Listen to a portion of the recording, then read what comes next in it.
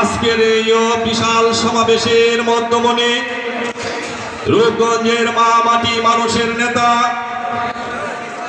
বাংলাদেশ জাতীয়তাবাদী দল নারায়ণগঞ্জ জেলা বিএনপির সাবেক সফল সভাপতি, সাবেক সফল সাধারণ সম্পাদক, বাংলাদেশ জাতীয়তাবাদী যুবদল কেন্দ্রীয় কমিটির প্রতিষ্ঠাতা সাংগঠনিক সম্পাদক, বাংলাদেশ জাতীয়তাবাদী দল জাতীয় নির্বাহী কমিটির অন্যতম সদস্য, রণাঙ্গনের বীর মুক্তিযোদ্ধা, বিজিএমির সাবেক সফল সভাপতি জনাব কাজী মনি সাহেব আমাদের মাঝে উপস্থিত হয়েছেন।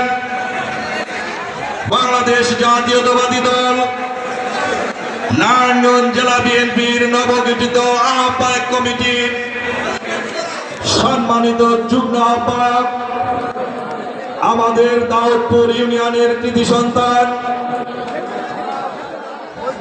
ছাত্র দলের সোনালী ফসল, দাউদপুর ইউনিয়ন পরিষদের সফল চেয়ারম্যান জনাব শরীফ আহমেদ টুটুল আমাদের মাঝে উপস্থিত হয়েছেন।